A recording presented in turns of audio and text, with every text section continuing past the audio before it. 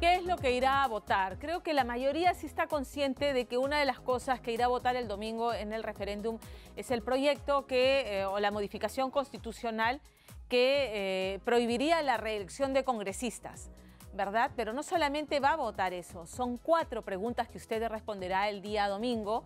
Y para que sepa qué consecuencias tiene su sentido en el voto, estamos esta tarde con el abogado constitucionalista Luciano López. Te habíamos comprometido para esto, para hacer docencia en televisión, Luciano, y te agradezco la buena disposición. Al contrario, gracias por la invitación, Pamela. Y hemos preparado una presentación así en la video wall para que la gente lo tenga clarísimo.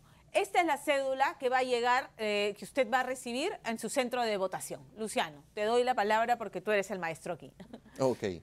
Bueno, la primera pregunta, en donde dice, aprueba la reforma constitucional sobre la conformación y funciones de la Junta Nacional de Justicia. Traduzcamos porque está escrito en un lenguaje bastante técnico. A ver, la Junta Nacional de Justicia, antes Consejo Nacional de la Magistratura, es una institución del Estado que tiene una gran importancia, porque es la entidad supremo, de verdad. Claro, es la entidad que se encarga de elegir desde el juez del barrio, el juez del distrito de Miraflores, el juez de familia. Básicamente el juez de paz letrado, que es un juez abogado, que puede estar pues en la localidad de, no sé, de Caima, en Arequipa, de aquí de San Isidro, etcétera, este juez de primera instancia, de paz letrado, hasta el más encumbrado de la Corte Suprema. ¿Puede elegir entonces a un fiscal supremo? Sí. ¿Puede elegir a un vocal supremo? Sí. ¿A los vocales intermedios? Sí. Entonces es un órgano nombra, los ratifica o también los separa. Exactamente, porque es muy importante que todos sepamos que los jueces no son vitalicios. Los jueces y los fiscales tienen un mandato que dura 7 años. Entonces, ¿qué es lo que hace este ente? Es como una especie de gran gerencia de recursos humanos, porque es la que los evalúa a mitad de mandato, al menos es lo que tiene esta propuesta. Claro. A los 13 años y medio va a mirar su desempeño, a los 7 años va a ver si lo mantiene en el cargo o no.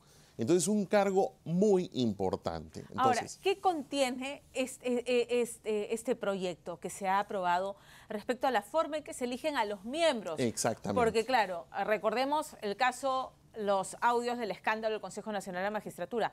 Se fueron todos porque escuchábamos cómo entre ellos arreglaban, ¿no es cierto?, sentencias, favorecían a quien querían, le ponían piedras al camino a quien no, o sea, festinaban todos los trámites. Exactamente. Entonces, como para poder tratar de evitar que se produzca una situación así en el futuro, entonces lo que se ha modificado, o lo que se pretende entonces poner a discusión ante todos nosotros es cómo vamos a elegir estos miembros. Para empezar, son 7 personas.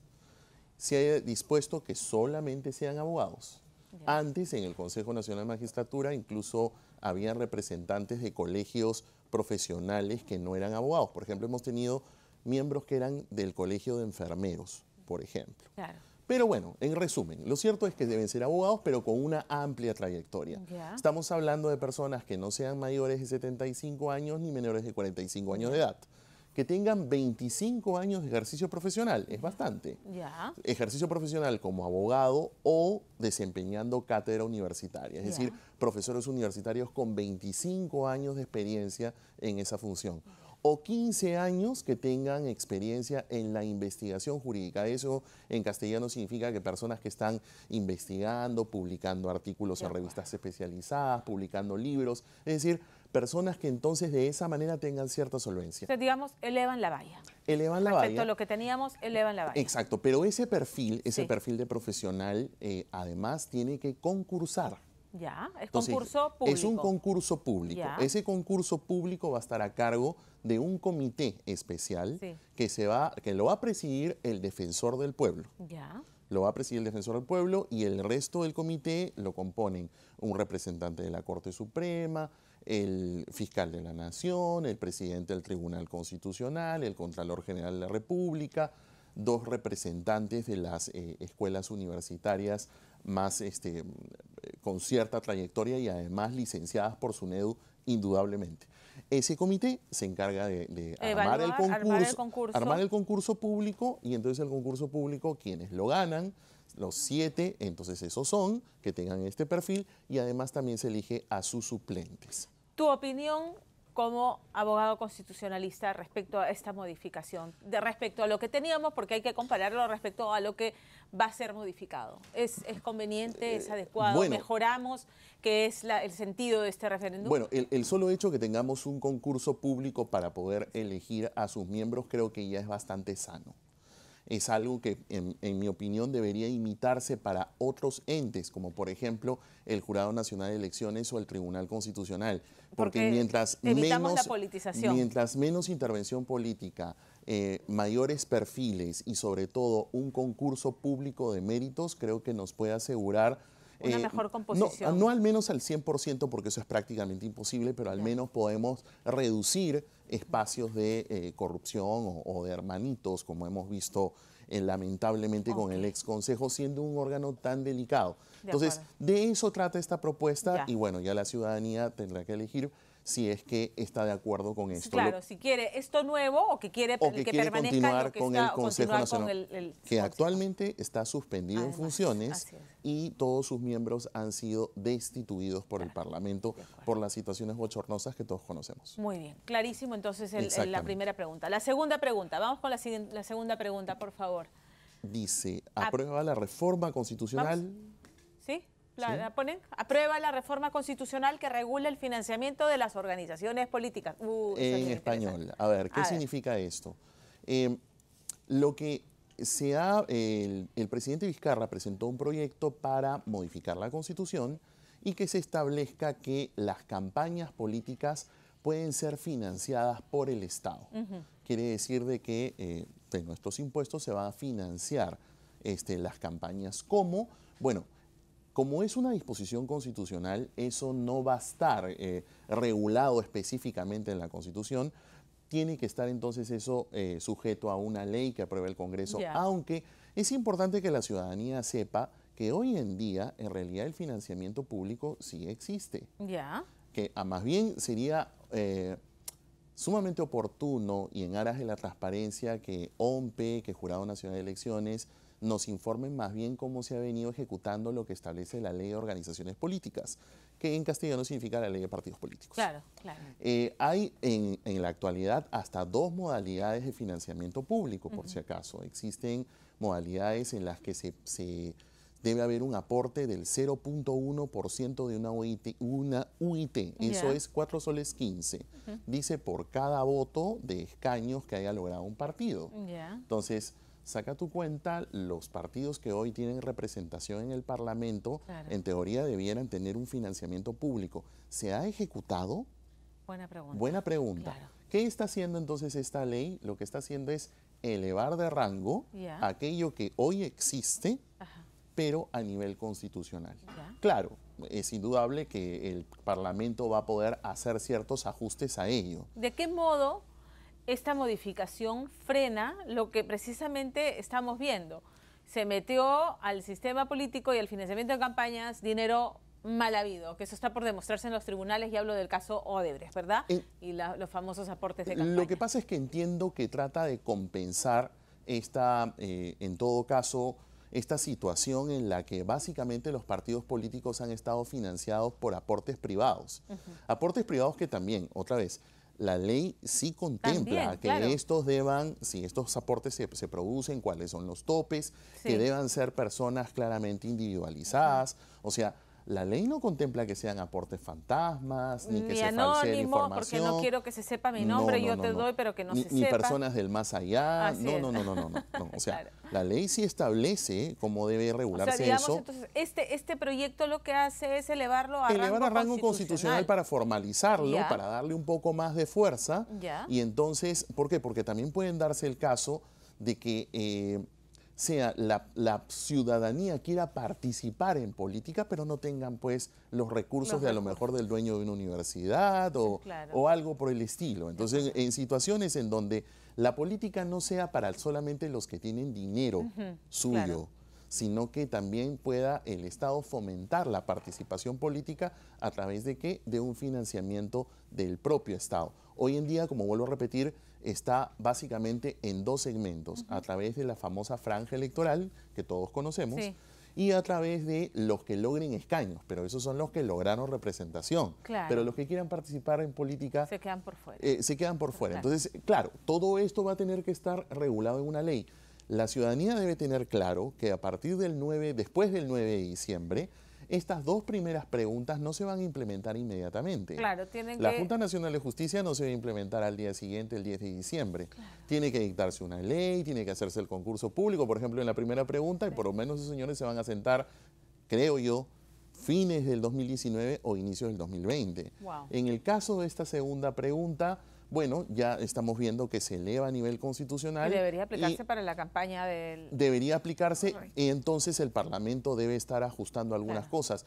Como han sido propuestas del Ejecutivo... Bueno, y esto con miras a la campaña del 2021 ya. Sí, pero es importante que con miras a la campaña indudablemente, y dado que han sido iniciativas del Ejecutivo, yo me imagino que el Ejecutivo ya debe estar preparando a lo mejor sus propuestas, ¿no? Claro. Porque ellos son los principales que deberían presentar las propuestas de implementación de ley. En este segundo Bueno, es conveniente de la manera en la que se pueda fomentar que más personas participen en política y no necesariamente los que tienen la billetera gorda, las que tienen sus billeteras gruesas, ¿no? Entonces, esto por si acaso existe en otras latitudes del mundo, en Latinoamérica también existen muchas experiencias, porque la idea es que todos puedan participar en política para incluso renovarla, ¿no? Que creo que es algo bastante sano. Bueno, ojalá que se cumpla. Ya, siguiente propuesta, la número 3, la podemos ampliar, por favor. Aprueba la reforma constitucional que prohíbe la reelección inmediata de parlamentarios de la República. Ahí está. Creo que esta es la más conocida. No, todo indudablemente. Todos hablamos de este tema, si es conveniente, si no es conveniente. Es polémico. Es polémico, sí. Lo que sí deben tener claro los ciudadanos es que esto... Si es que, supongamos, las 4 preguntas, o sobre todo esta, la tercera con la cuarta, que es la bicameralidad que vamos a ver. Sí. La tercera y la cuarta están amarradas. No, claro que sí. Están amarradas. Por un tema semántico en la cuarta. Sí, y están amarradas porque si es que la cuarta no se aprueba, entonces los parlamentarios de hoy no se van a poder reelegir. Así es. Pero si la cuarta se aprueba, y esta también, entonces los parlamentarios de hoy sí podrían postular como diputados o como senadores. Por eso es que las dos están vinculadas. ¿Es el mejor remedio? Bueno, en realidad hay muchas experiencias que pudiésemos, y además locales, en nuestro país, en la historia constitucional del Perú, durante todo el siglo XIX hasta 1920, nosotros tuvimos renovación parlamentaria por tercios o por mitades. ¿Eso qué significa? Que en un periodo de 5 años, por ejemplo, a mitad de mandato, o sea, en los 2 años y medio o al tercer año, se hacía una renovación por sorteo, por ejemplo, de la mitad del Parlamento o de un tercio de este. Esto existe en otras latitudes. ¿Por sorteo? O sea, que era un mecanismo interno en el que no participaba el electorado. Habían unas leyes especiales, te vuelvo a comentar que eso fue durante todo el siglo XIX. Quien lo eliminó fue Augusto B. Leguía. Porque justamente él tuvo una muy mala experiencia en su primer gobierno cuando perdió la mayoría fruto de una renovación. ¿Podría ser lo más salomónico? Creo que sí. Miren, por ejemplo, la experiencia de hoy. Creo que todos hubiésemos ido a votar felices para renovar el Parlamento por las cuestiones tan batidas que tenemos sobre él. Claro, en la medida en que sea una consulta popular y no este mecanismo de sorteo y todo. A mí me parece que es lo más lógico, porque además hoy en día, en los tiempos modernos, miren por ejemplo el caso de los Estados Unidos. El presidente Trump ha tenido que salir de una u otra forma a tratar de respaldar, porque ha perdido la Cámara Baja, que es la Cámara de Diputados, ha mantenido el Senado, pero de una u otra forma el pueblo a través de su voto arbitra y hace el refresco. Miró cómo fue la marcha del gobierno y del Parlamento en estos 2 años y dijo, bueno, no te apruebo. Claro, ¿qué tal se han portado? Nos han beneficiado, o sea, le han pasado peleando entre ustedes y nosotros seguimos mirando las pullas entre ambos poderes. Entonces los renovamos y el voto entonces es una forma de refrescar este segundo tiempo, por decirlo de alguna manera. Porque aquí, digamos, hay buenos congresistas que merecerían poder seguir y construir carrera política, ¿no es cierto? Porque finalmente eso también se cuestiona. Sí. ¿Cómo construye un político, un parlamentario, una carrera? ¿Cómo no? Claro. Y más bien se mide el mérito de su función. Sí. O sea, creo que si si los parlamentos, si los grupos políticos supiesen que va a haber una renovación parlamentaria, estoy más que seguro que lo lógico es no llegar a extremos. Claro. Pero en todo caso, esta tercera propuesta es una propuesta bastante radical. Sí. Es una y propuesta amarrada, que impide eso. como que decía está Luciano, amarrada a la cuarta. cuarta. Por favor, ampliemos la cuarta porque esa es la más polémica. El presidente de la República, el presidente Martín Vizcarra, ha invocado él ha dicho, han desnaturalizado mi proyecto. Lo han desnaturalizado metiendo de contrabando el tema de la cuestión de confianza y de eso nos vas a explicar. Y no solamente la cuestión de confianza, a la que pretende ponérsele cortapisas a un mecanismo constitucional que lo que permite justamente es invocarla, ¿no es cierto?, cuando se siente que hay un arrinconamiento, ¿no?, una tensión entre el Parlamento y el Ejecutivo. Pero además está el tema semántico, pues, ¿no? Porque al no poner la palabra congresista, sino al poner la palabra los parlamentarios que conformarían la sala de senadores y la de diputados, eso le abre la puerta a los congresistas actuales a postularse a cualquiera de las dos cámaras. Por supuesto, ¿no es porque cierto? hoy en día tenemos un Congreso unicameral, que lo tenemos desde el año 92. En la historia constitucional del país hemos tenido muy pocas veces experiencias de congresos unicamerales, pero hoy no tenemos ni diputados ni senadores. Entonces, los congresistas son esos parlamentarios que llama este proyecto de ley. No. Claro. Entonces, si es que esta propuesta es aprobada en el referéndum, los congresistas actuales podrían postular. Pero Eso está claro. A ver, la pregunta es, porque no la hemos leído. Sí, aprueba la reforma constitucional que establece la bicameralidad en el Congreso de la República. A ver, vamos a tener que desmenuzarlo rápidamente porque la pregunta es bastante compleja. Para empezar, bicameralidad, ¿por qué? Porque estamos hablando de un Congreso compuesto por dos estamentos, por dos cámaras, una que llamamos diputados y otra que llamamos senadores. ¿Cuál es la gran diferencia? Bueno, la diferencia es que se busca como una suerte de segunda instancia, de una nueva revisión, sobre todo en el tema de producción de leyes. Hoy en día, por ejemplo, las leyes salen si es que tienen un problema de constitucionalidad. El Tribunal Constitucional está funcionando como un Senado de facto, ¿no? Porque está haciendo ese control que podría hacerlo tranquilamente la Cámara de Senadores. Es una instancia más alta, se supone que entonces es una instancia de reflexión, donde están las figuras que los partidos deben escoger muy bien, de mucho alcance nacional, ¿no? Y entonces los senadores se supone que hacen ese tipo de control. Para eso es básicamente la función. Es un poco más complejo, pero entiendo que por el tiempo hay que resumirlo. Pero el eje aquí, el tema de la discusión, es la famosa cuestión de confianza. Que la verdad muy pocas personas entienden, así que vamos a tener que ponerlo en sencillo. Sí, muy en términos muy sencillos. A ver, la cuestión de confianza yo la puedo colocar de esta manera. Imaginemos que el Perú es una gran empresa, todos nosotros somos dueños de este gran negocio que es el Perú, que es este país hermoso. Ok, nosotros entonces establecemos, como somos 30 millones y sentarnos en una junta, la verdad que es medio complicado, entonces vamos a nombrar unos representantes y vamos a nombrar a un gerente, que este es el que va a gestionar nuestro país, nuestra empresa, y el resto son los que van a hacer el control en representación de nosotros. ¿Qué pasa cuando los dos se tensionan? Porque uno gerencia y los otros son como nuestros representantes que están viendo si es que está haciendo bien o no su trabajo. Entonces, el legislativo, que en este caso son estos representantes, tienen un poder que se llama censura. Ese es el mecanismo. ¿Qué significa la censura? Es, te censuro porque tú no estás haciendo bien tu trabajo, así que alguno de tus gerentes se me va. Es un tanto, eso es lo que presionan. Y el mecanismo de balance, de contrapeso, que lo tendría este gerente general que hemos nombrado, que es nuestro presidente de la República, lo que hace es, como él tiene un grupo de gerentes, que son sus ministros, entonces ellos dicen, frente a una relación de tensión, van al Parlamento y le dicen, señores, ¿confían en mi trabajo o no? Por eso se llama cuestión de confianza. Vengo y te lo planteo, ¿confías en mi trabajo o no? Si el Parlamento, estos representantes dicen, no, no confío en tu trabajo, te niego la cuestión de confianza. Cae el gabinete.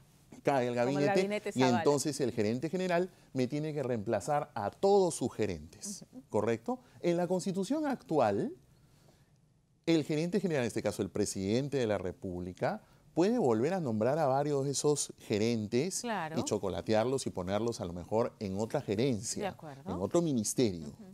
Con este proyecto ya no se puede hacer eso. Si es que el Parlamento le niega la confianza a el premier, que en este caso es el presidente del Consejo de Ministros y sus gerentes, no puede repetir ministros en este nuevo gabinete que va a conformar. Y durante todo el tiempo de gobierno. Cosa que la Constitución actual no señala. No señala, claro. No señala, ¿por qué? Porque, carambas, creo que el ejemplo es bastante pertinente, todos los que pueden tener algún negocio. Sí.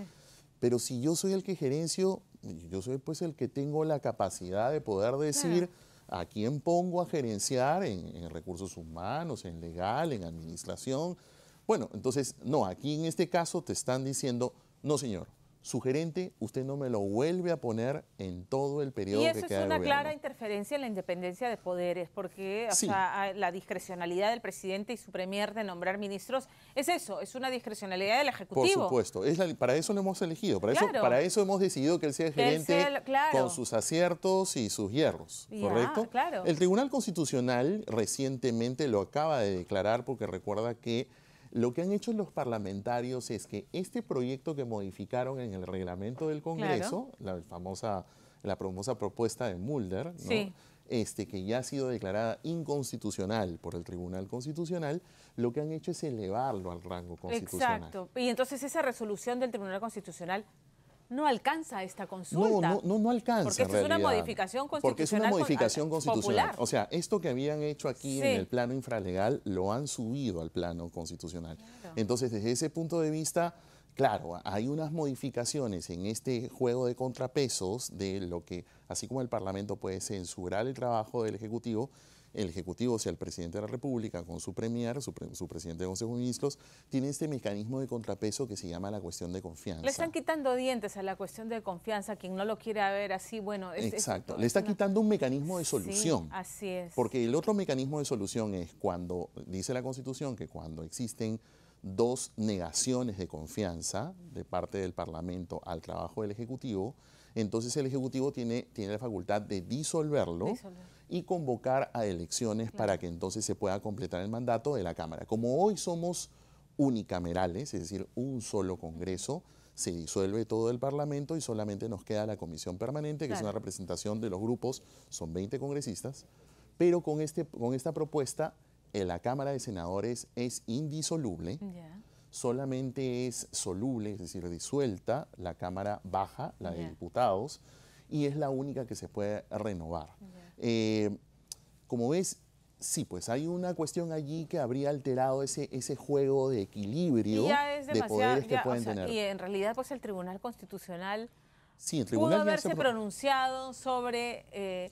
En mi opinión, no, porque es una ley neonata. O sea, si nos damos cuenta, el Congreso la ha aprobado, pero no va a poder entrar en vigencia hasta que tú o yo y todos los amigos y todos los televidentes votemos el 9 de diciembre. Si es que el sí se impone, recién entra en vigencia esta modificación. Entonces, hoy en día, esta ley no existe. Entonces, en mi opinión, ¿cómo el tribunal se puede pronunciar sobre algo que está inexistente? Y esa es la razón por la que el presidente, lo has explicado clarísimo, ha invocado a los peruanos a votar no en el proyecto de bicameralidad, sacrificando algo que era necesario, ¿no es cierto? Tener la bicameralidad, mayor representación de los más de 30 millones de peruanos que somos, una cámara reflexiva, en fin. Sí. Infelizmente se sacrifica, pero no por deseo del presidente, hay que decirlo además, porque es de ese modo, como lo han planteado en el Congreso, insólitamente con la firma de los congresistas de la bancada oficialista y del propio premier y ministro de Justicia, ¿no? Pero por el cambio de Alianza para el Progreso. Es correcto. De todas maneras, creo que lo estamos comentando tal como es, porque todos tienen la libertad de votar como mejor les parezca. Si quieren votar no, si quieren votar sí, pero esa es la explicación sucinta de qué cosa es lo que trata. Ahora, en realidad las preguntas 3 y 4 debiesen merecer una reforma mucho más amplia, pero esto es lo que tenemos ahora para votar el 9 de diciembre. Luciano, muchas gracias. Muchas gracias por el tiempo y de verdad ha sido clarísimo. Ojalá que ustedes lo tengan claro. No será la última vez que en esta semana hablemos del tema, se los aseguro. Gracias, Luciano. Gracias.